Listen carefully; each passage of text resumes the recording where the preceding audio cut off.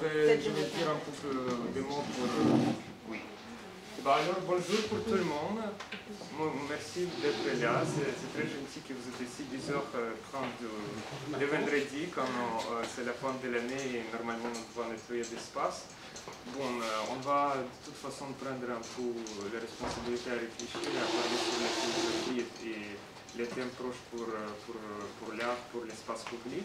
Parce que notre intervenant, c'est philosophe, il est enseignant à l'Académie royale des beaux-arts de Bruxelles, où j'ai passé mon semestre en échange en Erasmus l'année dernière. Et voilà, on n'était pas dans la même salle comme professeur et étudiant. J'ai suivi un peu de conférences de la maison d'édition qui dit que des books dirige, et il s'appelle Le Parc de l'Œil. Et c'est les revues et les éditions spéciaux que vous pouvez voir sur votre table.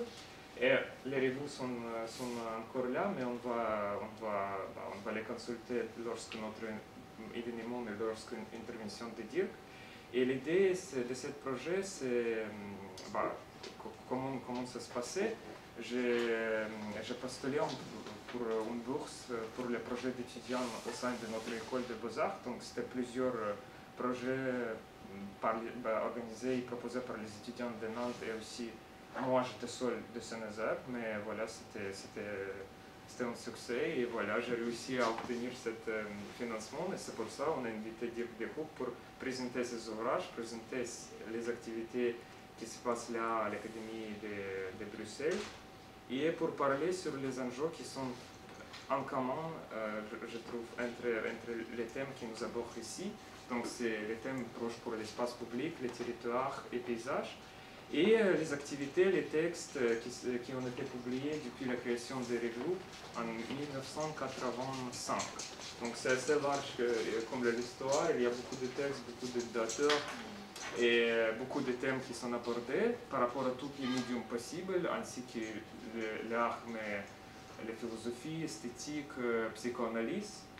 Mais tout c'est autour de l'art de toute façon, parce que comme je dis, cette maison d'édition existe et il se développe à partir, en existant dans les murs de l'Académie, qui est ancienne, qui n'est pas comme la nôtre. Donc on a baladé un peu avec Dirk hier ici, je représente cet espace blanc lumineux qu'on possède ici depuis 2022. Voilà, c'est la nouvelle école d'art. Voilà. Et merci pour d'être ici.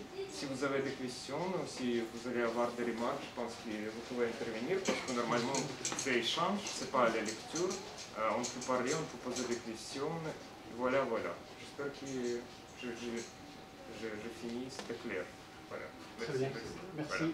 Merci Maxime. Je s'installe dans la salle comme le lecteur, écouteur aussi. Voilà. Bien, merci Maxime, merci Karine, puis merci à vous d'être là aujourd'hui. Alors, c'est vrai que Maxime l'a dit, on s'est rencontrés à l'Académie il y a quelques semaines. Maxime a découvert les éditions à la part de l'œil, les activités qu'on mène au sein de l'école, dont moi je m'occupe depuis à peu près 8 ans. Donc je ne suis pas à l'initiative de cette revue qui existe maintenant depuis 40 ans, comme vous pouvez le voir là. Elle a été fondée en 1985 par 2 enseignants de l'école, un artiste et un psychanalyste. Alors voilà, la proposition de cette rencontre s'est donc dessinée il y a quelques semaines. Et donc l'objectif, c'est un tout petit peu de parler des éditions, de son histoire, des questions qui ont été au cœur, je dirais, des réflexions théoriques au moment du lancement de cette revue en 1985, et puis la façon dont ça s'est développé au fil des années. Néanmoins, j'ai voulu, alors peut-être que là je couperai, je ferai des sauts aussi dans ces développements-là, inscrire cette présentation dans le contexte où j'interviens, c'est-à-dire l'école d'art, et principalement une école d'art où j'ai découvert les 3 orientations qui sont les vôtres, les préoccupations autour du territoire, du paysage, et puis de l'espace public. Alors, d'une certaine façon, j'essaierai de tenir compte, alors je me suis appuyé aussi sur un slide, parce que je pense que parfois le support visuel aide à suivre, surtout parfois pour des étudiants en école d'art, et puis aussi parce que ça permettait de projeter certaines images, voire parfois certaines citations, certains passages sur lesquels j'essaierai de m'appuyer. Mais donc j'ai voulu aussi inscrire cette présentation dans le cadre de ce contexte-ci, et partager peut-être avec vous quelques réflexions autour des notions de territoire, de paysage et d'espace. en essayant, je dirais dans une seconde partie, au moment où je vous parlais un peu plus des éditions, de les orienter autour du travail éditorial, mais peut-être en prenant d'abord un tout petit peu de distance, et en partageant avec vous quelques remarques, quelques réflexions qui me sont venues, en me penchant finalement sur ces trois notions qui structurent votre parcours artistique et vos préoccupations. Maxime a évoqué le fait que le titre de cette intervention était le rapport au public. Alors je ne suis pas à l'initiative de ce titre-là, c'est Maxime qui l'a proposé, qui me l'a soumis, que j'ai accepté, mais c'est peut-être aussi pour indiquer, je dirais, une différence, une divergence, voire même un autre rapport, un rapport à autre chose, qui a été le point de départ, je dirais, des éditions La Part de l'Œil, où finalement il sera assez peu question du rapport au public. C'est un rapport à autre chose, je dirais, qui est au cœur ou à l'origine, plutôt même qui traverse les préoccupations de La Part de l'Œil. Donc il faudrait peut-être rajouter le peu de rapport au public. Voilà. Alors, au fond, je voulais partager avec vous, c'est aussi peut-être une manière pour moi de proposer quelques pistes par rapport aux préoccupations qui sont les vôtres, qui sont au fond quelques réflexions modestes, quelques remarques très partielles autour des trois notions de territoire, de paysage et d'espace public. J'essaierai de partir de ces trois notions-là, de mobiliser quelques auteurs, quelques textes. Là aussi, c'est un choix tout à fait partiel que j'ai pris en photographie et que vous avez là, et vous verrez les références apparaître au fur et à mesure. En me demandant, mais au fond, quelles sont les significations de ces trois notions, quelles sont leur histoire, quelles différences conceptuelles ces termes appellent-ils, quels problèmes éventuellement est-ce qu'ils peuvent permettre de penser, voire de poser, quels sont les problèmes qui les traversent, même ces notions, dans les usages qu'on peut en faire, plus ou moins maîtrisés. Quelles sont peut-être les expériences aussi que ces termes permettent de nommer, et puis quelles transformations on peut éventuellement leur faire subir, ou on peut éventuellement essayer de repérer. Et donc, plutôt que de me pencher sur chacune de ces notions en tant que telles, j'ai cherché à me demander si, au fond, on ne pouvait pas essayer de saisir des seuils, des passages, des devenirs, c'est-à-dire le moment où un territoire devient un paysage, un moment où quelque chose du paysage fait place à l'espace public. Je me suis demandé au fond si on ne pouvait pas essayer de se poser la question de savoir si ces notions, au fond, on pourrait envisager des différences de degrés, une sorte de graduation qui nous ferait passer à un en deçà ou à un au-delà du territoire, du paysage ou de l'espace public. Par exemple, espace public, espace privé, est-ce que la différence est de nature ou est-ce qu'elle est de degré? Quels sont les seuils qu'il nous faut franchir d'un espace à l'autre? Comment est-ce que, historiquement, éventuellement, cette différence émerge? Que faut-il entendre par la notion de public, voire même de publicité? De la même façon, à quelles conditions une expérience paysagère est-elle possible, est-elle pensable? À quel moment, éventuellement, si on adopte une perspective historique, on peut essayer de retracer la généalogie. Et puis de la même façon, la notion de territoire. À partir de quand le territoire prend-il corps, d'une certaine façon? Y aurait-il un en deçà et au-delà du territoire? Alors j'ai cherché à aussi dégager, je dirais, des notions, des termes qui seraient comme des pôles, dans une sorte de double mouvement, à partir de ces notions de territoire, de paysage et d'espace public. Alors, l'un de ces mouvements-là, c'est une sorte de mouvement d'abstraction, on pourrait dire même presque un mouvement de déréalisation, quelque chose, le rapport à l'habitation de ces espaces-là se perd, au sens vraiment, je dirais, étymologique du terme, s'abstraire, quelque chose qui se retire d'eux. Et ce seraient les termes que j'ai placés au-dessus de chacun de ces trois termes de territoire, paysage et espace public, le terrain, le champ et l'étendue. Et inversement, comment est-ce qu'on peut essayer d'inscrire ces trois termes dans un mouvement, non pas d'abstraction, mais qui serait plutôt d'immersion, qui serait non pas un mouvement de déréalisation, mais un mouvement de revitalisation, quelque chose qui ramènerait à une dimension plus vitale, plus existentielle, peut-être aussi. Ce seraient les notions de zone, de milieu et de lieu. Alors, là aussi, je vais simplement poser quelques éléments et je ne vais pas parcourir l'ensemble parce que ce serait probablement trop long de partager tout ça avec vous, mais pour essayer d'aborder la notion de territoire, je me suis notamment appuyé sur 3 textes que j'évoque là aussi, parce que ce sont peut-être des textes qui pourront vous intéresser.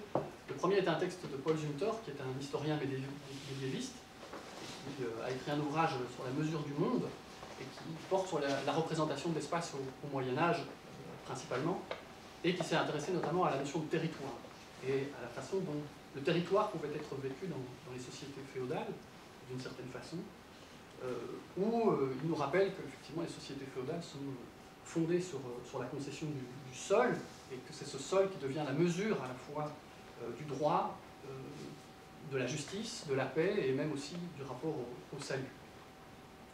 Le village est la cellule, je dirais, nodale de ce contexte de société féodale, et ça structure effectivement, je dirais, le territoire élémentaire, on pourrait dire, qui se partage, et ça c'est ce que Paul Zumthor nous rappelle, qui se découpe entre effectivement le sol cultivé, la gerre, et puis la friche d'autre part. Alors ce qui est intéressant lorsqu'on se plonge dans ces représentations de l'espace au Moyen-Âge, c'est de voir à quel point ce rapport au territoire n'est nullement géométrisé, n'est absolument pas mesuré, au sens, cette fois-ci, de la spatialité.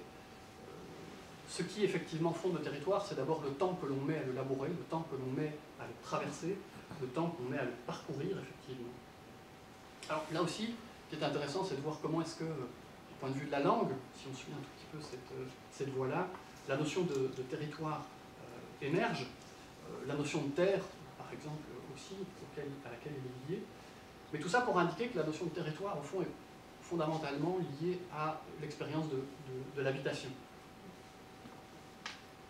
Bien sûr, le territoire, on peut l'envisager aussi dans une dimension éthologique, le territoire animal, à la fois ce qui est, je dirais, la zone, ou en tout cas l'espace de quête de nourriture et en même temps de reproduction. Le territoire est marqué, il est à la fois protégé autant que disputé. Donc la question au fond du territoire nous amènera d'emblée aussi à la question des frontières, des propriétés, des appropriations de l'espace. Et puis d'un point de vue anthropologique, on peut se dire tout simplement que le territoire, c'est un réseau d'activités, de pratiques sociales, et que si on suit Paul Zumthor, il nous dit aussi le territoire, finalement, c'est une organisation de l'espace qui est découpée selon des répartitions fonctionnelles. Voilà une manière de penser le territoire, et donc qui accueille des pratiques rituelles, des travaux, des jeux, l'exercice du pouvoir, aussi des coutumes. En tant qu'il est marqué, le territoire, c'est aussi le lieu d'inscription de l'histoire, de la mémoire, des individus. Alors, ce qui m'a intéressé en parlant de la notion de territoire, c'est aussi la façon dont Paul Zumthor suit l'évolution de ce terme, pour le distinguer notamment de la notion de terroir, qu'il associe davantage à la notion de pays, en montrant comment, au fond, le territoire en vient progressivement à évoquer ce qui relève de la juridiction, ce qui relève, au fond, du phénomène d'administration. Le territoire, c'est ce qui est pris, effectivement, dans la logique de l'administration, là où le pays en vient à nommer davantage ce qui relève de cette portion de l'espace que l'on habite et à l'égard de laquelle, éventuellement, se nourrit, par exemple, un rapport plus ou moins fort de nostalgie. Alors, au fond, cette notion de territoire, je cherchais à voir comment est-ce qu'on pouvait la distinguer aussi d'un autre terme qui m'est venu à la lecture d'un texte assez récent d'une philosophe qui s'est penchée sur la notion de terrain. Et en philosophie, je ne connais pas beaucoup de philosophes qui se sont intéressés à la notion de terrain. Alors, Christiane Voller, elle est philosophe de formation, et effectivement, elle est l'autrice d'un ouvrage pour une philosophie de terrain, qu'elle a rédigé en 2017, et c'est quelqu'un qui travaille notamment en couple, en binôme, avec le photographe Philippe Bazin. Et ils ont mené de très très longues enquêtes depuis, je dirais, le début des années 2000, surtout à partir de 2007, des terrains, je dirais, effectivement, à la fois d'intervention philosophique et puis d'intervention photographique, Philippe Bazin étant notamment l'auteur d'un ouvrage sur la photographie documentaire critique. Alors, Pourquoi la notion de terrain? Parce que d'une part, la notion de terrain nous renvoie là aussi à un sens qui est peut-être le plus évident lorsqu'on se penche sur la notion de terrain, c'est son acception militaire. Le terrain est d'abord surtout un théâtre d'intervention, un théâtre d'opération militaire, mais ça nous renvoie aussi à la notion d'aire de jeu, ou encore, effectivement, à quelque chose qui relève d'un espace propice à la connaissance. Le terrain de recherche, c'est ce qui est rentré dans le vocabulaire, effectivement, de l'épistémologie. C'est-à-dire, au fond, on peut dire que le passage du territoire au terrain, c'est une sorte, effectivement, de dévitalisation. Le terrain, on pourrait dire, c'est le territoire, mais vidé de celles et ceux qui le font fonctionner, l'habitent, l'animent. Au fond, on pourrait dire que le terrain, c'est davantage, met davantage en évidence la dimension épistémologique du rapport au territoire. Alors, je me suis intéressé là aussi à la notion de zone, et là encore, c'est pas forcément un terme qui est très travaillé d'un point de vue conceptuel, et j'ai pu m'apercevoir hier qu'il y avait toute une programmation cinématographique autour de zones portuaires. Et donc, effectivement, la notion de zone, elle a fait l'objet, et là je l'évoque parce que c'est un ouvrage tout récent et assez intéressant, de Jeanne Ettelin, consacré aux zones au pluriel, qu'elle explore dans 3 directions, avec une méthodologie philosophique aussi là, très exploratoire. Dans le domaine de la géographie, et les questions que peut poser ou que le concept de zone permet d'éclairer à l'ère de l'Anthropocène. Du côté aussi du rapport à la sexualité, notamment dans un héritage à la psychanalyse, et ça j'en parlerai un tout petit peu avec les revues La Part de l'œil, puisque la notion de zone, c'est aussi la notion de zone érogène, donc tout le rapport aux zones du corps, qui sont peut-être effectivement un aspect que l'on peut envisager de manière analogue au rapport à la Terre, et puis dans le domaine de la science-fiction et principalement le cinéma. Alors pourquoi la notion de zone par rapport à la notion de territoire? Là aussi je vais être très rapide, mais simplement indiquer que le trajet que suit Jeanne Ettelin nous ramène d'abord à la cosmologie de la Grèce antique, où elle rappelle effectivement la présence très forte de ce qu'on appelait les cartes à zones, c'est-à-dire une manière de découper l'espace terrestre à partir effectivement de la relation entre la Terre et le Soleil. Alors ces zones, elles nous sont connues, hein, c'est effectivement les zones tempérées, c'est-à-dire les zones habitables, et puis les zones arides ou torrides, et puis les zones glaciales, qui sont au pôle ou au centre. Et elles montrent bien comment toute cette géographie de la Terre était liée effectivement à un problème que la notion de zone arrive à cerner d'une certaine façon, c'est le problème de l'habitabilité. Les zones habitables se distinguaient, se démarquaient des zones inhabitables. Alors, cette notion de zone, au fond, elle montre bien donc, comment elle est présente dans la cosmologie antique, et puis qu'elle se perd. Et qu'elle se perd notamment, je dirais, sous l'effet d'une nouvelle conception de la Terre qui se met en place à la Renaissance, sous l'effet conjugué des grandes navigations territoriales, la découverte effectivement de régions du globe terrestre qui étaient considérées comme étant inconnues, et où effectivement cette nouvelle conception de la Terre accompagne l'émergence de 2 notions modernes qui sont celles de la frontière et celle du territoire. Donc on retrouve là une autre généalogie de la notion de territoire, et ce qui m'intéresse peut-être de souligner, c'est qu'elle propose de distinguer la notion de zone de la notion de territoire, en disant que la notion de zone nous renvoie à une conception de l'espace qui est hétérogène, qui est discontinu et qui est relatif. Alors que la notion de territoire renverrait, là aussi historiquement, selon au fond une généalogie qu'elle essaie de suivre, à une conception du globe terrestre qui serait finalement un espace homogène, continu, uniforme même, mais isotrope.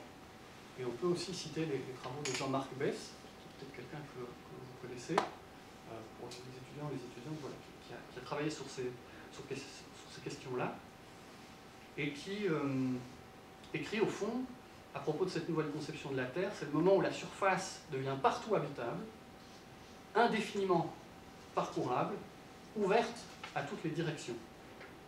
Et au fond, c'est le moment aussi où la Terre, en tant que telle, si vous voulez, se soustrait à l'astronomie pour se concentrer autour de la géographie moderne, avec la naissance de ces, ou l'apparition ou le renforcement de ces notions de territoire et de frontières. Alors je pourrais essayer de prolonger un tout petit peu cette réflexion autour de ce rapport au territoire et à la notion de zone, qui au fond peut aussi nous ramener à la question du paysage, mais que je vais peut-être laisser entièrement de côté pour ne pas être non plus trop long, et puis parce que je pense aussi que c'est sans doute quelque chose que vous travaillez davantage ici dans l'école, et que les quelques références sur lesquelles j'ai pu m'appuyer notamment, qui sont là aussi un choix parmi de très nombreux ouvrages sur la question du paysage dont vous êtes au fait, permettrait aussi de voir comment est-ce que le rapport entre paysage peut d'un côté nous ramener aussi vers la dimension épistémologique, une sorte d'abstraction, et puis de l'autre côté nous ramener vers une dimension, je dirais, plus existentielle, voire même plus vitale.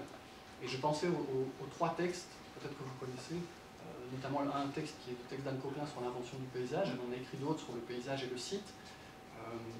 Je pense aussi au texte de François Julien, Vivre de paysage, qui justement montre bien comment la notion d'environnement, qui dispute la place un peu aujourd'hui à la notion de paysage, est une notion qui, bon, à la fois nous vient du milieu des années 50, qui n'était pas que liée au contexte écologique, mais qui essaye, je dirais, de réinsuffler dans la notion de paysage quelque chose qui se serait perdu, quelque chose qui aurait été l'impensé de la raison occidentale vis-à-vis du paysage, à savoir sa dimension profondément vitale, et pas simplement contemplative.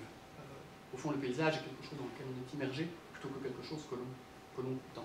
Il essaye de démontrer tout ça en prenant notamment appui sur la tradition chinoise, puisqu'il est sinologue, philosophe, et son travail, pour celles et ceux qui connaissent un petit peu François Julien, est une sorte de navigation entre l'Extrême-Orient et l'Europe. Et puis j'avais pensé à ce petit ouvrage de Marielle Massé, que vous connaissez peut-être aussi, Respire, tout récemment, où ce qui m'a frappé à la lecture de ce texte, c'est la façon dont le terme paysage, sans qu'il soit nécessairement thématisé, mais traversait son écriture, et comment est-ce qu'effectivement il était à chaque fois extrêmement, enfin, associé de manière extrêmement forte à la question de la respiration qu'elle thématise, en évoquant même les propos d'Achille Mbembe sur un droit à la respiration. Ce droit à la respiration nous renvoie effectivement à un droit au paysage, et on voit à quel point, je dirais, une métaphore de la respiration, notamment dans les zones plutôt insulaires, vient reconfigurer un certain imaginaire du paysage. Il vient au fond le revitaliser, là aussi, lui donner une sorte d'animation, de vitalité. Alors je vais peut-être laisser donc cette question du paysage de côté, pour m'intéresser à la question de l'espace public notamment. Et puis juste revenir une fois en arrière sur la question de la zone, parce que ce que je voulais aussi mentionner, si le texte de Jeanne Etlin vous intéresse, c'est, j'ai dit à quel point cette notion était présente, notamment dans la cosmologie ancienne, se perd et ressurgit effectivement, je dirais, notamment dans les débats plus contemporains, et notamment à l'ère de l'Anthropocène, la notion de zone critique, que vous connaissez sans doute, hein, qui désigne effectivement cette zone, mais qui n'est plus que terrestre, qui n'est plus que horizontale, mais qui gagne en épaisseur d'une certaine façon. La zone proprement habitable, effectivement, la zone qui, aujourd'hui, à l'ère de l'Anthropocène, pose la question de l'habitabilité de la Terre. Alors je vais laisser, au fond, ces questions maintenant là en suspens, et il faudrait qu'on arrive à montrer, ça pourrait être aussi l'objet de la discussion, d'un travail plus en profondeur, comment est-ce que la notion de paysage peut, à un moment donné, toucher, fréquenter, être proche de la question de l'espace public. Alors, espace et public, c'est sans doute pas la même chose, espace public, espace et public. L'autonomie de la notion de public, je vais essayer d'en dire quelques mots. Et pour ça, je me suis appuyé sur 4 textes, dont je ferai un tout petit peu état, avant d'en venir effectivement à l'histoire de la part de l'œil. La notion d'espace public, et là aussi, de nouveau, peut-être essayer de penser la notion d'espace comme étant prise en tension entre je dirais, deux termes, si pas opposés, mais en tout cas qui divergent quant à l'orientation. D'un côté, l'étendue, c'est au fond le moment où l'espace, là aussi, on pourrait dire, s'abstrait. On peut convoquer l'étendue comme étant cette manière dont Descartes, par exemple, pense l'espace à la modernité. Et puis la notion de lieu. Alors, je prendrai juste appui sur un petit passage d'un des textes introductifs au deuxième numéro de la revue La Part de l'Œil, que j'ai mis sur la table là, et qui était consacré à la pensée des sciences et pensée des arts plastiques. Le titre n'est peut-être pas très visible là. Le dossier Pensée des sciences, pensée des arts plastiques, et c'est le deuxième tome qui paraît en 1986, et où, je dirais, le comité éditorial s'était proposé, je dirais effectivement, de réfléchir à la notion d'espace et de voir comment est-ce que les sciences nous donnent à penser l'espace d'un côté et comment les arts nous donnent à penser l'espace de l'autre. Et Luc Richir, donc, qui est psychanalyste, philosophe de formation, qui est par ailleurs le frère de Marc Richir, qui est peut-être aussi quelqu'un qui est plus connu aussi ici en France, qui a beaucoup travaillé notamment sur Husserl. Alors, au fond, cette notion d'espace et cette notion de lieu, là aussi, j'ai pris un texte. Les éditions La Part de l'Œil, c'est une revue. Je viens de faire état d'un des numéros, mais c'est aussi une collection, plutôt 3 collections, qui se sont mises en place à partir des années 1996. Une collection diptyque qui a pour, je dirais, principal objectif d'essayer de rassembler des textes qui sont construits entre, je dirais, le rapport à l'écriture et le rapport à l'image, et qui sont des textes ou des ouvrages plutôt orientés autour d'œuvres contemporaines, notamment, c'est le cas des 2 ouvrages que vous voyez, ou des 3 ouvrages que vous voyez là-bas à droite, à votre droite, un texte récemment publié autour de l'artiste américaine féministe et très peu connue en Europe encore aujourd'hui, J.D. Feo, autour de ses expérimentations dans le domaine de la xérographie, et tout le rapport à l'image imprimée, notamment avec les photocopieuses, qui est un médium en pleine expansion au moment où elle, je dirais, travaille ça dans les années 60-80. Un autre texte de Bertrand Prévost, qui est un historien de l'art, qui l'avait consacré à un artiste probablement beaucoup plus connu, français, Hubert Duprat. Et puis, vous avez un ouvrage de Michel Guérin, à la couverture bleue, et autour du travail du peintre, là aussi, Richard Coe.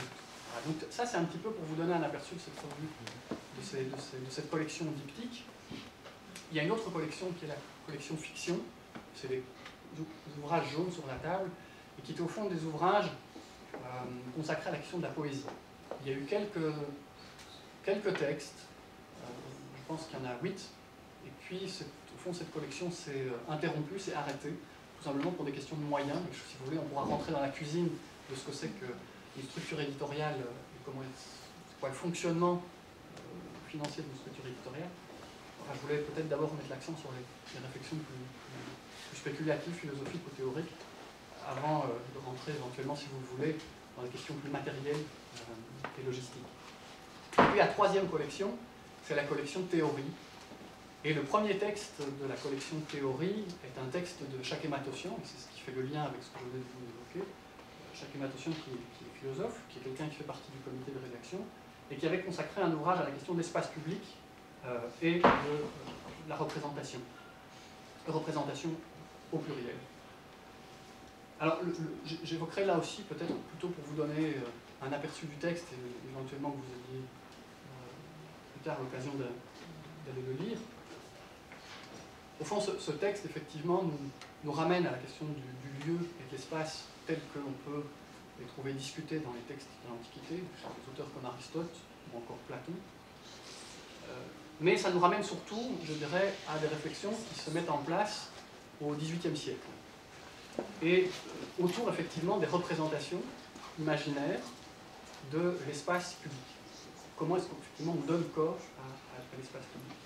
Or, ce qu'elle montre dans ce texte, et on rend compte la couverture que la lumière ne permet pas de voir tout à fait clairement là, c'est à quel point l'imaginaire médical, l'imaginaire de l'anatomie, voire même la leçon d'anatomie, structure, façonne les représentations de l'espace public au XVIIIe siècle et même au-delà au XIXe siècle. Alors, si on s'intéresse à la notion de public, non pas d'espace public, mais de public, à la notion effectivement aussi d'art dans l'espace public, voire même d'art public, ce sont à chaque fois des notions différentes qu'on pourrait essayer de creuser. On pourrait partir d'abord de l'observation que font plusieurs auteurs, je pense à Jacques Matossian, mais aussi à un autre auteur, donc j'évoquerai un texte qui est Christian Ruby, qui a consacré un ouvrage à l'âge du public et du spectateur, et qui commence tout simplement par nous rappeler que la notion de public est prise en tension entre l'imaginaire d'un groupe qui s'institue, c'est au fond une communauté instituée et reconnue ou qui se reconnaît comme telle, le peuple par exemple, ou encore une manière de désigner simplement une masse informe, un ensemble d'individus. Donc au fond, il y a, dès qu'on travaille, je dirais, sur l'histoire de la notion de public, on s'aperçoit qu'elle est prise, je dirais, entre ces deux formes, peut-être même dans un écart constant entre quelque chose qui est institué et quelque chose qui doit s'instituer. C'est la dimension peut-être politique de la notion de public, mais dès qu'on s'intéresse à cette notion de public, on voit aussi comment est-ce qu'elle renvoie à une double généalogie, celle qui fait du public un ensemble de citoyens, c'est la dimension politique, et celle qui fait du public un ensemble de spectateurs, et ça nous renvoie effectivement à la dimension plus esthétique, le rapport entre, on pourrait dire, État et citoyen d'un côté, et puis entre spectateurs et œuvres de l'autre. Ça va ? Vous me dites si vous avez des questions, si vous voulez que je m'arrête, que je revienne sur quelque chose. Je vais rentrer progressivement dans le vif du sujet de la revue. Alors, simplement encore pour vous dire quelques mots de ce texte de Chakematossian, qui s'intéresse à des auteurs comme Rousseau, Diderot, ou encore Zola. Elle essaie de montrer comment, par exemple, chez Zola, qui s'intéresse à Manet, au fond, cette métaphore de la leçon d'anatomie structure encore la façon dont on envisage l'artiste dans l'espace public, le rôle de l'art, voire même le corps, surtout de l'artiste, dans l'espace public. Je vais juste faire état d'un texte qu'elle analyse dans un des chapitres de son livre, qui est un texte écrit par Zola en 1867, au milieu du XIXe siècle, consacré à Édouard Manet, une étude biographique et critique. C'est aussi le rôle de la critique par rapport, je dirais, à l'art dans l'espace public, ou à l'art public, ou à la figure de l'artiste dans le public. Et ce texte comporte 3 parties, intitulées tout simplement « L'homme et l'artiste »,« Les œuvres »,« Le public ». Ce qui est très intéressant lorsqu'on se penche sur ce texte de Zola, c'est que Zola emprunte, là encore, l'imaginaire de la leçon d'anatomie. Il se présente même, en tant que critique, comme un anatomiste écrivain, ou un écrivain anatomiste. Et il écrit ceci, c'est une petite citation qu'elle commente. Il y a, et ça c'est Zola qui parle, il y a pour le critique une joie pénétrante à se dire qu'il peut disséquer un être, qu'il a à faire l'anatomie d'un organisme, et qu'il reconstruira ensuite, dans sa relativité, dans sa réalité vivante, un homme avec ses muscles, ses rêves et toute sa chair. Au fond, Zola se proposait effectivement de faire l'anatomie, d'une certaine façon, de Manet. Et pourquoi ? Eh bien, tout simplement, effectivement, parce que cet artiste est, par son corps même, dans l'espace public, perçu comme un curieux, comme quelqu'un qui, effectivement, dans une position étrange, comme quelqu'un qui serait hors, effectivement, de la société. Et le critique aurait pour tâche, effectivement, je dirais, et là c'est les mots de Zola qui marquent aussi, qui témoignent de la façon dont on pense la critique d'art au XIXe siècle, qui entend effectivement, je dirais, rendre la vue à ces émeutiers qui ne font que injurier, crier, émettre des bruits plutôt que de parler sur les œuvres et sur l'artiste. Je cite ici la façon dont Chakematossian, dans ce texte, commande à un moment ce passage, ce propos de Zola, ou le geste de Zola. En rendant la vue aux aveugles, Zola entend restaurer la communication, il opère un retour à l'humanité, les émeutiers deviennent plus intelligents, à un espace social où la folie cède enfin le pas à l'ordre de la santé, et où il existe, et là il cite Zola, le seul point de vue logique qui permet de juger sainement d'une œuvre d'art. Juger sainement d'une œuvre d'art. Et elle montre effectivement comment est-ce que c'est ce discours de l'anatomie, ce rapport au corps, à la dissection, qui vient produire un discours de vérité sur une œuvre, sur un artiste. Au fond, le corps de l'artiste, dans l'espace social, passe par l'imaginaire de l'anatomie, le modèle ou la métaphore même de la dissection. Alors, j'ai cité cet exemple-là parce que, au fond, elle s'attache assez longuement à cette période qui est celle on pourrait dire, de ce siècle-là, les auteurs, même si dans une dernière partie, elle s'intéresse notamment aux moyens de communication dans l'espace public, notamment à Lisbonne, funiculaire, et à Bruxelles. Donc il y a aussi une manière de s'intéresser à la communication, au transport dans l'espace public. Mais pour vous dire qu'au fond, elle s'intéresse ici à une période qu'on pourrait inscrire dans une histoire plus large, celle de l'âge du public, ou de l'histoire de l'émergence de la notion de public. Et là, je ne vais pas rentrer dans le détail parce que ce serait beaucoup trop long. Mais si ça vous intéresse, il y a un texte qui me semble être un texte assez exhaustif sur la question, c'est le texte de Christian Ruby, qui est paru en 2007, intitulé L'âge du public et du spectateur, et dans lequel, au fond, il remonte effectivement assez loin au début du XVIIe siècle, et il suit l'évolution des transformations, des tensions même qui traversent la notion de public, prise donc entre d'un côté cette dimension plus politique et puis de l'autre cette dimension plus esthétique, et elle essaie d'en dégager différentes phases au fil de l'histoire jusqu'à l'époque contemporaine. Alors peut-être simplement là aussi donner 2-3 indications sur la notion de public, donc dont on pourrait essayer de dire que finalement elle relève d'une double invention. Elle renvoie à une instance esthétique, c'est l'idée qu'au fond, public désigne la façon dont on va penser la destination des œuvres à un public en droit indéterminé, ouvert à toutes et à tous. Et puis d'autre part, c'est une instance politique, et on peut donc dire que, d'une certaine façon, se met en place une structure moderne de la notion de public, qui renvoie à cette idée d'une adresse indéterminée à tous, de la loi et de l'œuvre. Au fond, toutes et tous sont concernés par la loi et par l'œuvre, de la même façon et dans un rapport un peu imaginaire à une unité qui va être le public spectatorial ou le public citoyen.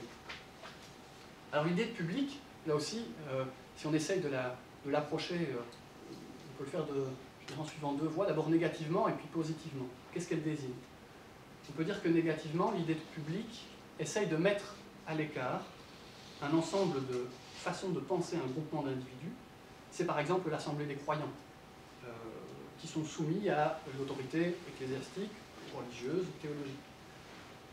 La notion de public, c'est aussi quelque chose qui tend à mettre à distance la notion de cours des sujets, c'est-à-dire les sujets qui sont subordonnés cette fois-ci non plus à une autorité religieuse, mais à une autorité politique, donc à une forme de hiérarchie du pouvoir. Et la notion de public met aussi à distance, je dirais, la caste des commanditaires, des propriétaires, des privilégiés.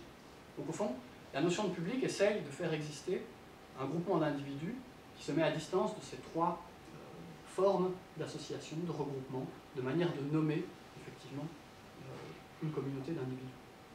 Alors positivement, qu'est-ce que la notion de public essaye de nommer? On peut dire peut-être que ça renvoie à une fonction universelle d'un jugement. Un jugement que chacun, chacune peut en droit exercer sans être soumis à la contrainte de quelque autorité que ce soit. Et c'est au fond, sur le plan philosophique, un auteur comme Emmanuel Kant qu'on doit d'avoir, je dirais, essayé de fonder cette notion de jugement, notamment à travers la notion de jugement esthétique. Alors pourquoi vous parlez de ça? C'est parce qu'on peut là aussi s'intéresser, c'est ce que fait un peu Christian Ruby, mais aux différents modèles théoriques que l'on peut dégager autour de la notion de public. Et notamment peut-être au XVIIIe siècle, pour donner un premier repère, et puis je vais passer, je dirais, à un autre repère avec un autre auteur. Comment est-ce qu'on peut penser les relations, les passages entre une communauté esthétique et puis une communauté politique? J'emprunte ici à Christian Ruby une proposition qui est de dégager 4 modèles, tels qu'ils se forment au XVIIIe siècle notamment. Le premier modèle, on peut le référer là encore à une œuvre philosophique, c'est celle de Kant, où la communauté esthétique sert de modèle ou d'idéal pour fonder une communauté politique. Et au fond, c'est ce modèle-là, ou cette manière de penser la relation entre communauté esthétique et communauté politique, on va le retrouver, y compris au XXe siècle, dans certains mouvements d'avant-garde. Au fond, pour fonder la communauté politique, il faut d'abord passer par une communauté esthétique. Il y a un rapport effectivement d'idéal, fondé aussi sur un principe de sens commun ou de consensus. Il y a un autre modèle qui se dégage aussi, c'est un modèle que l'on peut trouver chez Diderot, où là, c'est plutôt, si vous voulez, pas un modèle de subordination, mais une analogie entre communauté esthétique et communauté politique. Et à la différence du modèle kantien qui fonde la communauté sur le principe d'un consensus, dont on trouve par exemple des réactualisations chez un auteur comme Jürgen Habermas, je ne sais pas si c'est un auteur que vous connaissez, qui est un philosophe du XXe siècle, et qui a beaucoup emprunté effectivement à la théorie de l'argumentation pour essayer de redéfendre quelque chose de l'ordre de pensée politique de l'espace démocratique. Et on voit que la ligne de visée à chaque fois, c'est la question du consensus. Or, ce qu'on trouve chez Denis Diderot, c'est au contraire la communauté politique et la communauté esthétique, elles se fondent sur un principe de différent, c'est-à-dire au fond de dissensus, d'opposition. C'est ce qui fait exister une communauté esthétique, c'est ce qui fait exister une communauté politique. Alors il y a un autre modèle qu'on trouve chez Rousseau, qui est l'idée qu'au fond, la communauté esthétique et la communauté politique, elles sont fusionnées dans une sorte d'unité originaire, et puis elles se seraient dégradées. Là, il y a toute une série de textes, mais je ne peux pas du tout sans en discuter, je donne quelques indications là, avec l'idée d'un principe de décadence, à la fois politique et esthétique. Et puis il y a un autre auteur, chez qui on trouve encore un autre modèle, c'est Schiller, qui est probablement moins connu, notamment pour ses lettres sur l'éducation esthétique de l'homme, et qui là aussi, je dirais, propose un modèle théorique où on retrouve l'idée que l'individu politique a à être pensé comme ce qui doit se faire œuvre d'art lui-même. Donc il y a presque un rapport entre l'individu politique pensé comme étant une œuvre d'art. Alors je vais pas rentrer dans ces modèles-là, mais j'ai simplement ici repris un tableau schématique qu'on trouve dans le texte de Christian Ruby et qui essaie de dégager ces différentes phases. Et vous voyez, il va jusqu'à réfléchir aux formes que peuvent prendre effectivement ces rapports entre communauté politique et communauté esthétique au XXe siècle, notamment avec toute une série de références à des pratiques contemporaines. Et il évoque, ou il se penche sur la question du rôle du médiateur aujourd'hui par rapport à la question de l'art dans l'espace public. Alors, ça va m'amener tout doucement vers la question de la revue. Hein. J'espère que je ne fais pas un trop long détour pour vous, ça va? Ouais. Et puis surtout que c'est des choses qui peuvent éventuellement vous intéresser. Le travail que fait Christian Ruby, il l'installe dans une longue historicité de quelques 4 siècles. Mais j'ai pensé aussi à un autre auteur, historien de l'art, aussi théoricien, qui vous est sans doute connu, Jean-François Chevrier, pardon. Et notamment un de ses textes, je me suis intéressé à ce texte-là, pourquoi? Parce qu'il a introduit une notion à laquelle je vais me référer dans un instant. Un texte œuvre et activité, la question de l'art. Et il revient notamment dans ce texte-là, qui a été publié aux éditions Laracnéen en 2007, au même moment que le texte de Christian Ruby, et ce qui montre aussi peut-être ces années-là, ce sont des années où on voit énormément de publications sur la question du public, comme si effectivement ce rapport au public devenait insistant dans le champ éditorial ou de préoccupation des auteurs. Et au fond, Jean-François Chevrier, lui, je dirais, dégage principalement 2 paradigmes modernes. Alors le premier paradigme moderne, c'est celui qui, au fond, repose sur la séquence œuvre, présentation, commentaire, c'est-à-dire l'idée qu'au fond, l'artiste produit une œuvre, que cette œuvre est présentée dans un espace, ça va être d'abord l'espace autorisé des salons, puis l'espace dissident des salons des indépendants, la galerie, le musée. Au fond, on pourrait dresser toute une typologie des lieux de l'œuvre où l'œuvre est montrée, où elle est présentée et où elle est commentée, c'est-à-dire aussi où elle fait l'objet, je dirais, d'un regard critique, dont la fonction a toujours été, ou s'est présentée comme étant ce qui allait éclairer ensuite le jugement de l'amateur ou le jugement, je dirais, du spectateur. Il montre bien comment est-ce que cette structure moderne, là, repose sur l'idée de l'œuvre pour un public, à l'adresse d'un public, qu'il s'agit éventuellement de cultiver, dont il s'agirait éventuellement d'ouvrir les yeux, mais ça repose quand même sur une conception de l'œuvre qui se met en place un peu à la Renaissance, mais qui surtout est liée au XVIIIe siècle, l'autonomisation complète de l'œuvre,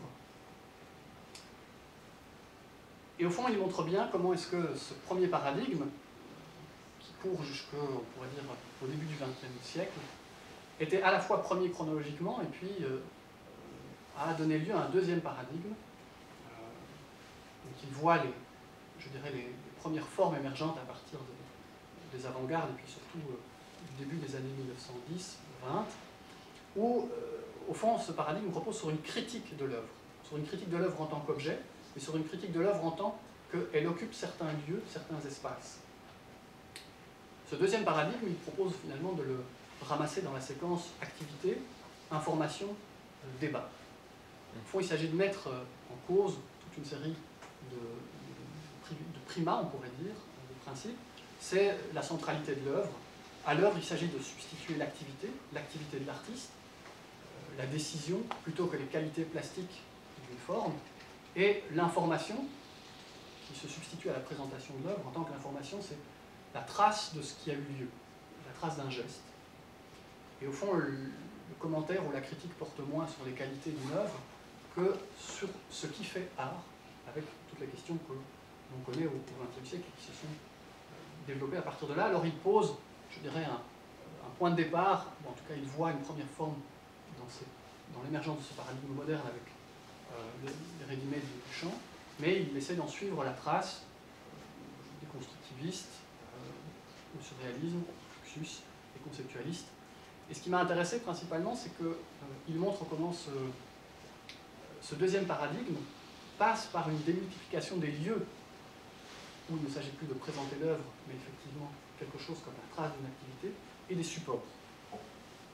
On passerait aussi d'un paradigme où l'œuvre est destinée à un public à quelque chose qui serait l'art public, lequel se penserait lui-même aussi comme une activité concurrentielle, ou en tout cas s'opposant à l'activité aliénée que peut représenter le travail, sa rationalisation, etc. Donc il y a aussi toute une dimension, je dirais, on pourrait dire, tradition matérialiste, critique du rapport au travail, que Jean-François Chevrier essaye de mobiliser dans ses pages. Alors un exemple, là aussi, j'ai pris 2-3 exemples très partiels et sans doute très connus, mais plutôt du côté justement des conceptualistes, des artistes américains, notamment Mel Bochner. Je ne sais pas si c'est quelqu'un que vous connaissez le travail. Et voilà la façon dont il rendait compte en 1972 dans un magazine de, je dirais, ce basculement d'un paradigme vers un autre. Et il disait au fond, il arrête de faire des dessins, et il rappelle quel était le contexte de l'époque, les années 60, qui était dominé par l'équation art égale objet, et il formule le problème qui était le sien, qui était comment trouver un art qui n'ajoute rien à la liste des objets existants, sans tomber dans la performance. Et il me semblait que la seule solution était une chose ramenée à un procédé, mais qui laisse une trace. Il y avait donc un saut entre créer de l'art et faire de l'art, et ce saut pouvait effectivement se ramener à quelque chose de l'ordre, non pas de la création d'un objet, mais d'une opération mesurée. Et on peut penser à tout le travail que fait Mel Bochner, notamment, qui n'est pas un travail effectivement de production d'œuvres, mais où il s'agit effectivement, je dirais, d'une activité qui prend place dans l'espace, qui consiste à le mesurer et à rendre cet espace visible. On peut penser aussi au travail de Richard Serra, notamment, dans l'espace extérieur, son travail notamment sculptural. Alors, pourquoi parler là encore de démultiplication des lieux, de l'activité, mais aussi des supports? Et voici ce que Jean-François Chevrier écrit. L'art qui fut qualifié de conceptuel procède d'une substitution du paradigme de l'activité à celui de l'œuvre. L'artiste livre au public une information constituée de documents sur son activité.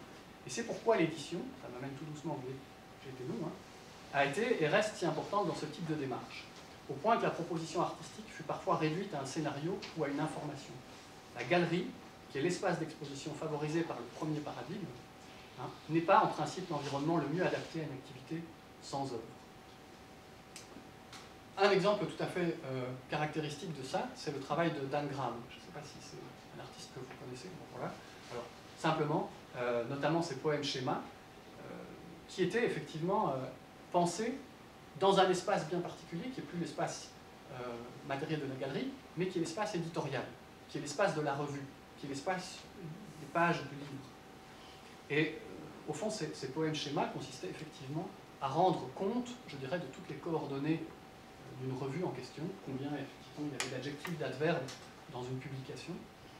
Et il écrit ceci, au fond, l'œuvre implique la matérialité de sa propre information autoréférentielle.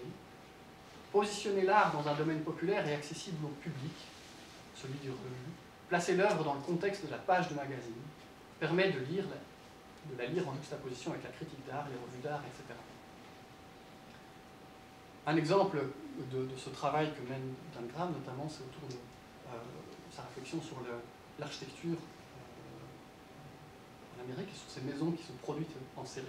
Là aussi, je ne sais pas si c'est un travail que vous connaissez, Homes for America, où il décrit très bien comment est-ce que, il le décrit ici, c'est pas simplement un article, c'est effectivement quelque chose qui essaye, dans sa mise en forme même, de rendre compte du propos. Les photographies sont en rapport avec des listes et des colonnes d'éléments formant des séries. Cela représente la logique en série du développement immobilier que l'article évoque. Là aussi, comment est-ce que ce travail des artistes dans le domaine éditorial intervient? Quel déplacement est-ce que ça suppose entre l'œuvre et l'espace de l'édition? Je vais passer cet élément-là et simplement revenir sur, au fond, ce qui va me permettre d'introduire la revue. Dans le texte que j'ai évoqué de Jean-François Chevrier, Œuvre et activité, la dernière partie de ce livre est une réflexion sur une notion qui est celle d'intimité territoriale. Et c'est une notion assez intéressante parce qu'elle permet, en tout cas aux yeux de Jean-François Chevrier, de réfléchir à quelque chose qui vient brouiller le partage entre espace public et espace privé, sur lequel serait fondé de nouveau ce paradigme de l'œuvre pour le public. Et il écrit ceci à partir de cette notion d'intimité territoriale qui est un peu effectivement une sorte de notion oxymore, une sorte de notion qui à la fois renvoie à quelque chose du privé, du plus intime du rapport à la corporéité, et puis quelque chose qui se plonge dans l'espace large, vaste. L'intimité territoriale, écrit-il, comprend cette dimension d'expérience de proche en proche, mais elle déborde la sphère privée domestique. Elle correspond à une logique de survie quand elle se forme aux frontières de l'espace public, dans les zones. On retrouve la notion de zone délaissée du territoire homologué. Hier, je circulais avec Maxime et je voyais que, ici, derrière la base maritime, il y avait une grande plaque. Oui. Je pense que c'était un responsable politique qui déclarait cet espace ouvert au public. Oui, c'était écrit inauguré comme l'espace public 2020. Puis avec une aile. Voilà. Donc il y avait effectivement quelque chose qui déclare effectivement l'ouverture d'un espace public. Voilà une question que Jean-François Chevrier pose de manière très indirecte, notamment en se demandant comment est-ce qu'aujourd'hui des vies sont privées d'espace privé et dès lors sont amenées à privatiser l'espace public dans cette espèce d'intimité territoriale. Elle soustrait à l'espace commun quelque chose parce qu'elle se voit refuser la possibilité même d'un espace privé. Plus largement, je termine la citation, elle qualifie un environnement autre, divers, qui peut être une réserve de pittoresque et d'exotisme ou l'occasion d'une expérimentation sociale et politique. Alors, là où il y a quelque chose qui me permet de faire un peu la transition vers l'espace de la revue ou de revenir à cette question-là, c'est au fond Jean-François Chevrier nous propose, à travers cette notion d'intimité territoriale, quelque chose qui brouille le partage classique entre privé et public.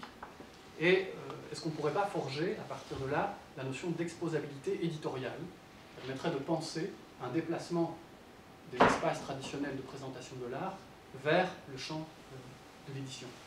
Comment est-ce qu'on peut penser une revue comme un espace public critique? Comment est-ce qu'on peut penser une revue comme, d'une certaine façon, un lieu d'exposition? Et comment on peut essayer de mettre en évidence le territoire de recherche d'une revue? La place des revues dans, je dirais, le foisonnement des démarches artistiques, on peut essayer d'en faire là aussi l'histoire, notamment au XXe siècle. J'ai noté ici quelques revues importantes, peut-être. La revue Document en particulier, pourquoi? Parce qu'elle a été fondée par Georges Bataille, et que Georges Bataille est une des figures qui est peut-être une des figures marquantes du début de la revue La Part de l'Œil. Et je dirais dans un instant, d'où vient d'ailleurs même le titre, La Part de l'Œil. On ramène souvent peut-être à cette idée que bon, les arts plastiques privilégient le regard, alors qu'en fait c'est tout autre chose qu'il y avait derrière l'invention de ce terme-là. Peut-être aussi évoquer, au fond, le champ éditorial, le paysage éditorial dans lequel la revue a vu le jour. J'ai relevé ici, il y a une image qui manque, mais c'est notamment la revue d'esthétique, devenue une nouvelle revue d'esthétique, et qui, là aussi, voit le jour à la fin des années 70, avec toute une série de textes. Et ce qui m'importe, c'est de souligner cette notion de revue d'esthétique à travers les différentes, je dirais, problématiques qu'elle soulève. On peut penser au-delà des revues aussi à je dirais, des ouvrages parus annuellement et qui ont eu une plus ou moins longue vie.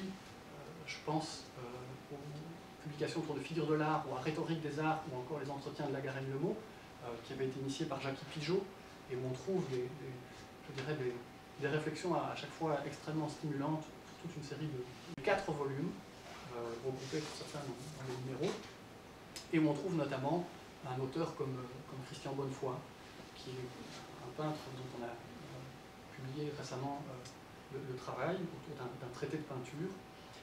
Et on retrouve dans ce comité ou dans cette revue-là des personnes qu'on va retrouver dans le comité éditorial de la revue.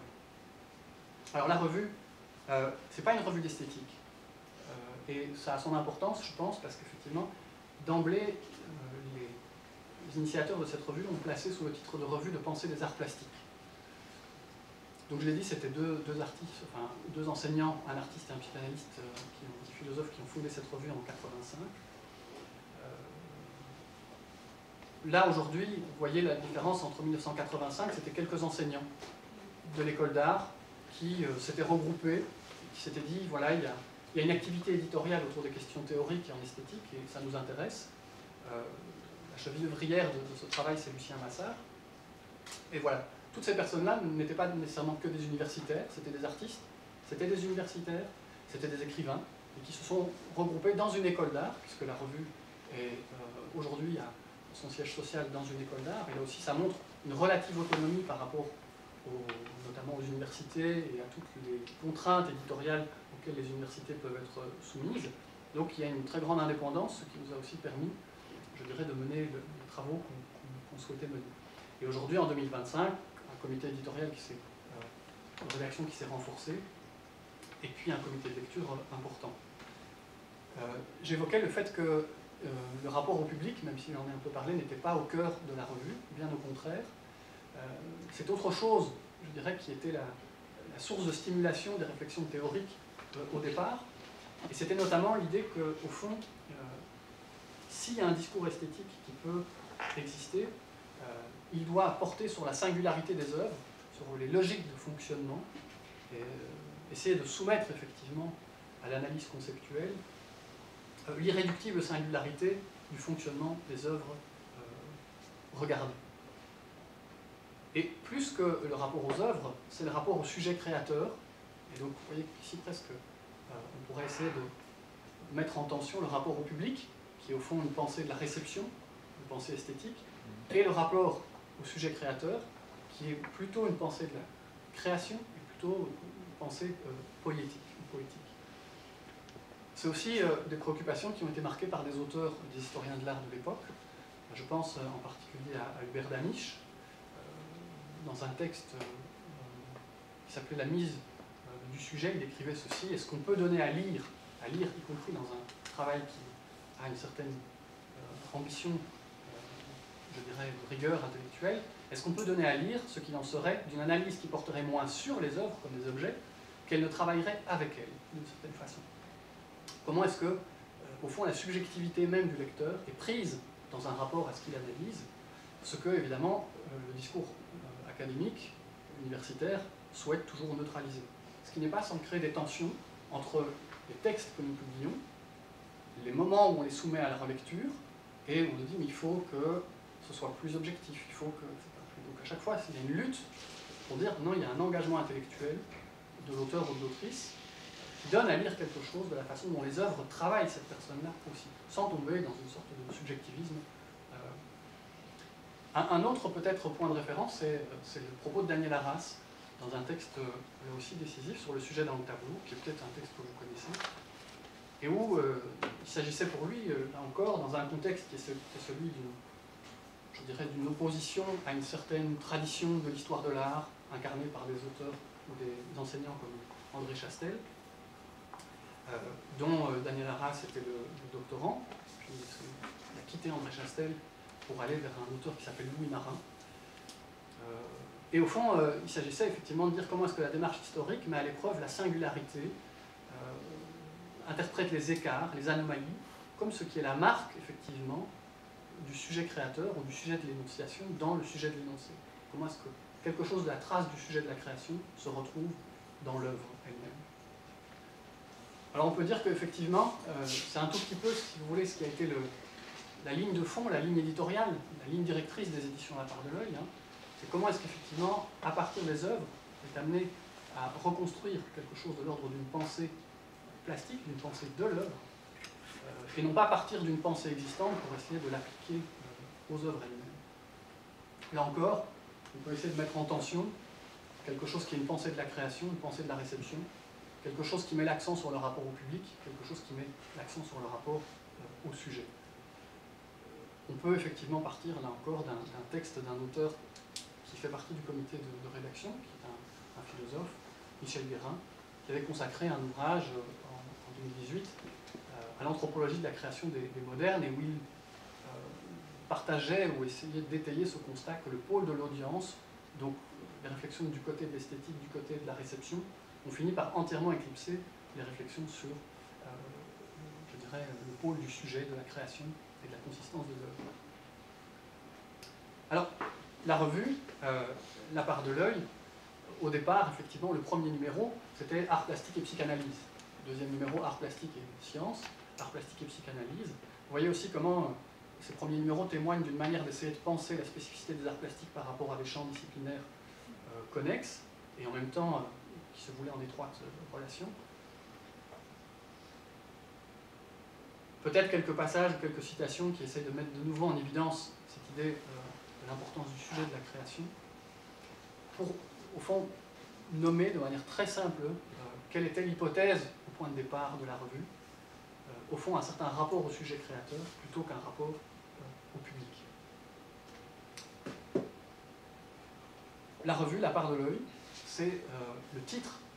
Au fond, c'est une sorte de contraction de deux textes de Georges Bataille, La Part maudite et l'Histoire de l'œil, avec peut-être cette image que vous connaissez, non, horrible, difficilement supportable, mais enfin c'est un extrait du Chien andalou de Buñuel, et où effectivement ça venait, c'était un petit peu, si vous voulez, ça qu'il y avait derrière La Part de l'œil, c'était pas du tout quelque chose de l'ordre de la valorisation du rapport, je dirais, à la vision que l'on trouve dans toute la tradition occidentale, mais plutôt quelque chose qui venait obstruer, diviser, comme le sujet peut l'être d'ailleurs, ce rapport à la vision.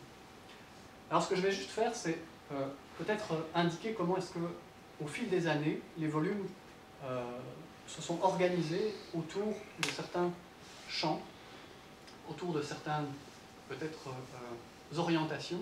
La psychanalyse, qui marque très fort un certain nombre de volumes, un volume Art et psychanalyse, et puis en 1993, donc quelques années plus tard, Art et psychanalyse, un numéro 2, puis le rapport à l'objet, et on trouvera comme ça, au fil des ans, un certain nombre de volumes qui ont été marqués par ce rapport à la psychanalyse, très présent. Un autre domaine qui a été très très important, c'est le rapport à la sémiologie, avec des auteurs justement comme Louis Marin. On peut penser aussi là encore à Daniel Arras, ou encore à quelqu'un comme Georges Duberman, qui est un peu plus connu et qui avait participé à un certain nombre de volumes dans les années 86, 87, 88, autour de la question de l'énonciation. Et ce rapport à la sémiologie, on le revoit encore régulièrement réapparaître, le dernier volume étant un volume qui était consacré à la question de lire, d'écrire, interpréter le rapport texte-image dans la peinture. Et puis évidemment, il y a, je dirais, ces champs des sciences humaines sont aussi liés à l'histoire de l'art, et il y a vraiment des volumes qui, je dirais, empruntent directement le chemin de l'histoire de l'art. Alors voilà, peut-être ici j'avais quelques textes, quelques auteurs ou autrices qui ont accompagné la revue. Ici, c'est ce que je viens de mentionner, le rapport à la psychanalyse. Je vais laisser peut-être ça de côté pour qu'on puisse en discuter. Montrer aussi comment ces textes s'inscrivaient dans un contexte éditorial qui était plus ou moins, je dirais, contemporain, enfin, qui précédait de quelques années, d'une décennie, le travail sur la revue, avec des auteurs comme Jean-Louis Schaeffer. Je ne sais pas si c'est un auteur que vous connaissez ou que vous lisez aujourd'hui, mais il y a eu un texte fondateur pour la sémiologie, qui était la scénographie d'un tableau. Il fait une analyse très très longue d'un tableau de Paris-Bourgogne. Et là aussi, ça a été parmi les textes, je dirais des textes très très stimulants à l'époque, à la fin des années 60, pour réfléchir au rapport entre peinture et interprétation, je dirais, de l'image ou de la peinture. On voit aussi d'autres revues des mêmes années, comme la revue Communication, où cette question du rapport à l'image était très présente. J'évoque ici, dans le dernier volume, l'introduction de Giacomo Fuchs. Donc, le dernier volume est aussi consacré à Louis Marin. Et il montre bien, ou en tout cas il rappelle, je dirais, quel a été le programme théorique qui avait été celui de Louis Marin, et qui, là aussi, se démarquait d'une certaine tradition, qui était une tradition plutôt iconographique, incarnée par des auteurs de la première moitié du XXe siècle, comme Erwin Panofsky. Il disait, au fond, on explique une œuvre à partir des sources iconographiques qui permettent d'en interpréter le sens, d'en dégager la signification. Et contre cette approche-là, ou en opposition à cette approche-là, Louis Marin, effectivement, comme d'autres, essayait plutôt de penser, comme le rappelle ici Giacomo Fuchs, remplacer l'analogie entre des parties d'une œuvre et des documents extérieurs par celui, effectivement, d'une homologie entre la totalité de l'œuvre et d'autres totalités discursives, sociales, historiques, psychiques. C'est peut-être une manière de nommer des partis pris, des approches qu'on essaye de promouvoir au sein de la revue. J'ai évoqué la phénoménologie, avec des textes notamment qui essayaient de réinterroger, c'était l'objet d'un numéro sur phénoménologie en mutation, comment est-ce que la phénoménologie de l'art a pu marquer, depuis des auteurs comme Merleau-Ponty, par exemple, les réflexions esthétiques, et comment est-ce que, par exemple, les artistes conceptuels obligent à repenser ces approches de l'œuvre. Alors, j'ai essayé de présenter là une manière de placer la revue par rapport à des champs des sciences humaines, disciplinaires, mais il y a aussi une autre manière de présenter la revue, qui est plutôt effectivement de considérer le rapport à des questions politiques, tout un volume sur art et politique, le rapport à l'archéologie notamment, ou encore à l'anthropologie, à la médecine. On évoquait tout à l'heure le corps, il y a deux numéros sur le rapport au corps. Mais il y a aussi une autre manière de suivre la généalogie de la revue en passant par les questions de médium et de transmédialité, ou en tout cas éventuellement de passage d'un médium à l'autre. Deux volumes sur le dessin, avec un volume de dessin dans un champ élargi. Donc là aussi, comment est-ce qu'on s'est intéressé effectivement à comment est-ce que, je dirais, l'histoire de l'art contemporaine, où les artistes nous obligent à revoir, dans une perspective un peu moderniste à la Greenberg, des passages d'un médium à un autre. L'architecture, la peinture, la danse, le cinéma. En 2016-2017, il y a 5 ans, il y a 10 ans, pardon, on a fait un numéro sur le cinéma d'exposition. Et notamment en rassemblant toute une série de textes d'auteurs qui se sont intéressés au cinéma, Raymond Bellour, Jean-Christophe Rouillou, et qui s'était posé la question de savoir qu'est-ce qui fait que tout d'un coup on est passé du cinéma, qui se donne à voir dans un espace bien particulier, selon un dispositif spectatorial bien déterminé, à effectivement, au fond, le cinéma d'exposition, c'est-à-dire le moment où la projection du film sort de l'espace de la salle pour rejoindre l'espace de la galerie. Qu'est-ce que ce déplacement produit? Un autre espace de représentation, avec d'autres règles, d'autres objectifs, une autre histoire. Jean-Christophe Rouillou, dans les années 90, introduit donc cette idée d'un nouveau médium, le cinéma d'exposition. On voit bien que le terme cinéma d'exposition vient essayer de produire quelque chose comme une sorte de contraction entre deux logiques de monstration. j'avais cité ici un passage de ce qu'il décrit au début du texte, l'hypothèse de la naissance d'un cinéma d'exposition. Et peut-être ce cinéma d'exposition, juste un exemple, parce que c'est aussi quelqu'un qui a fait l'objet